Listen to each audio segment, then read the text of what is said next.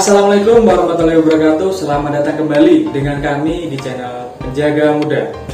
Oke teman-teman, di perjumpaan kali ini saya akan menjawab pertanyaan dari salah satu teman kalian mengenai seleksi di CPNS Kementerian Hukum dan HAM, khususnya CPNS Penjaga Tahanan. Jadi teman kalian bertanya kepada saya mengenai tes yang sulit itu di bagian apa. Nah, lalu di sini saya akan menjelaskan mengenai jawaban saya perihal pertanyaan dari teman kalian tersebut. Semoga bermanfaat untuk kalian dan dapat menambah wawasan serta dapat menambah kesiapan kalian dalam menghadapi seleksi CPNS Kemenkumham, khususnya CPNS Penjaga Tahanan. Oke, tak perlu berlama-lama lagi, silahkan simak video ini sampai selesai agar informasi yang saya berikan tidak terpotong. Langsung saja kita mulai videonya dari sekarang. Sebelum kita mulai, jangan lupa untuk klik tombol like terlebih dahulu, lalu klik tombol subscribe dan nyalakan lonceng notifikasinya agar kalian tidak ketinggalan konten-konten selanjutnya. Oke, jadi perlu kalian ketahui juga untuk seleksi penerimaan CPNS Penjaga Tahanan ada 4 tahap teman-teman. Yang pertama ada seleksi administrasi, lalu ada seleksi kompetensi dasar yaitu Computer Assist Test atau CAT. Setelah itu akan ada seleksi kompetensi bidang. Yang pertama ada kesemaptaan, setelah itu ada seleksi kompetensi bidang WPFK atau wawancara pengamatan fisik dan keterampilan. Nah, untuk menjawab pertanyaan dari teman kalian, tes manakah yang paling sulit? Menurut saya pribadi, menurut pengalaman saya, tes yang paling sulit adalah SKD teman-teman, yaitu Computer Assist Test (CAT). Mengapa sulit? Karena menurut saya CAT itu real time teman-teman, jadi langsung pengumuman saat itu juga.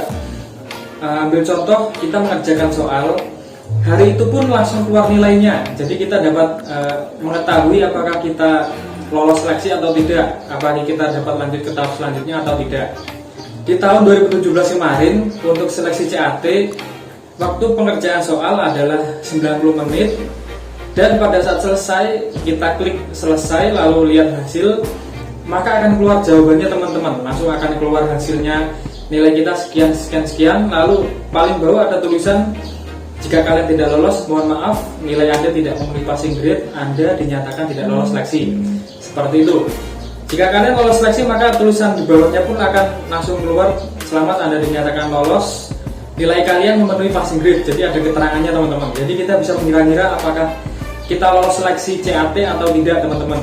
Nah, tapi untuk aturan di tahun 2018 dan 2019 itu tidak ada keterangan seperti di tahun 2017, tidak ada keterangan lulus atau tidak lulus, tapi nilai langsung keluar teman-teman. Jadi nilai passing grade kita langsung keluar, apakah nilai kita memenuhi passing grade atau tidak. Nah, jadi per bagian-bagian sudah ada nilainya. Jadi kita bisa mengira-ngira apakah kita dapat lolos seleksi CAT. Nah, sedangkan untuk persyaratan, syarat dari lolos CAT adalah nilai kita memenuhi ambang batas atau memenuhi passing grade di tiap-tiap soal. Jadi di soal TWK, PIU, dan TKP kita harus memenuhi passing grade. Nah, lebih luar biasanya lagi, di tahun-tahun ini teman-teman semua sudah mempersiapkan dirinya sebaik mungkin, sehingga banyak yang lolos passing grade dengan nilai-nilai yang sangat luar biasa. Bahkan ada yang menyentuh lebih dari 400, itu luar biasa sekali, saya acungi jempol persiapannya. Nah, berarti jika banyak nilai-nilai yang tinggi, otomatis CAT akan semakin sulit teman-teman, karena setelah lolos passing grade akan tetap dilakukan rankingan. Jadi nilai terbaik di ranking dari atas sampai nilai paling bawah. Nah, ini akan menjadi persaingan yang sangat ketat juga untuk kalian, sehingga bisa dikatakan CAT adalah tes yang menurut saya paling sulit. Mengingat aturan di tahun ini pun berubah teman-teman, dari passing grade, lalu jumlah soalnya berubah, waktu pengerjaan soal berubah. Jadi saya harapkan kalian mempersiapkan diri kalian sebaik mungkin untuk menghadapi seleksi kompetensi dasar yaitu Computer Assist Test atau CAT. Nah, lalu bagaimana dengan seleksi-seleksi lainnya jika saya mengira CAT adalah yang paling sulit? Nah, secara garis besar notabene seleksi administrasi hanyalah menguji ketelitian, kesiapan kalian teman-teman dalam mempersiapkan berkas-berkas. kebanyakan kalian yang gagal administrasi adalah kurang teliti dalam membaca aturan-aturan. Jadi saya kira kalau untuk seleksi administrasi itu mudah, tergantung kembali ke diri kalian sendiri dalam mempersiapkan berkas-berkas administrasi dan bagaimana kalian teliti dalam membaca aturan-aturan yang berlaku untuk seleksi administrasi. Lalu bagaimana untuk seleksi kompetensi bidang, kesemaptaan dan wawancara atau WPFK? Untuk kesemaptaan sendiri, untuk pribadi saya sendiri waktu itu fisik saya memang benar-benar siap teman-teman. Mengingat ini jadi cerita sedikit. Pengalaman saya sebelum mendaftar lapas adalah mendaftar di instansi-instansi militer seperti itu. Jadi memang fisik saya sudah terjaga, sering berlatih, sehingga saya rasa saya mampu. Saya rasa saya mampu untuk menghadapi seleksi kesemaptaan teman-teman. Jadi bukan menganggap remeh juga, tapi saya yakin saya bisa untuk menghadapi seleksi kompetensi bidang kesemaptaan. Dan saya anggap tidak begitu sulit karena yang diteskan hanya itu saja yang dapat kita pelajari. Sedangkan untuk seleksi kompetensi dasar atau CAT, soalnya berubah-ubah teman-teman. Yang membuat soal berubah-ubah, aturan berubah.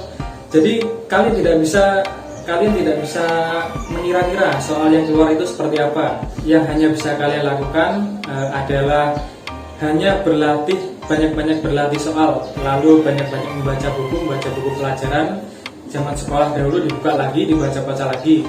Sedangkan untuk kesemaptaan yang diseleksikan hanya itu saja teman-teman, ya lari, push up, sit up, satoran, pull up. Jadi kalian bisa berlatih atau mempersiapkan dari jauh-jauh hari seperti itu. Sedangkan untuk seleksi kompetensi bidang WPFK atau wawancara pengamatan fisik dan keterampilan, menurut saya itu pun tidak begitu sulit teman-teman. Mengapa? Karena kembali lagi untuk wawancara sebenarnya yang dites adalah mental kalian, keberanian kalian, kejujuran kalian dalam berkata, dalam menjawab pertanyaan-pertanyaan dari tester atau dari panitia. Sehingga saya rasa tidak begitu sulit untuk wawancara jika kalian mampu menjawabnya dengan tepat, kalian jujur, tidak gugup, maka otomatis wawancara akan dengan mudah kalian lewati.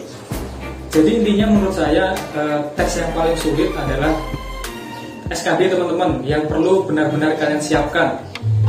Karena peraturannya sudah berubah dari tahun-tahun sebelumnya. Setelah itu di tahun-tahun ini teman-teman kalian sudah banyak-banyak berlatih, ikut les bimbel dan lain-lain, sehingga memang benar-benar sudah siap menghadapi CAT.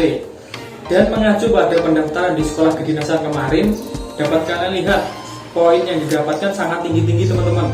Rata-rata 380 ke atas, bahkan banyak yang mendapat poin 400 ke atas. Nah, ini bisa menjadi persiapan untuk kalian juga, bahwa persaingan kalian sangat ketat, bahwa saingan-saingan kalian benar-benar berlatih untuk menghadapi seleksi CPNS atau seleksi CAT.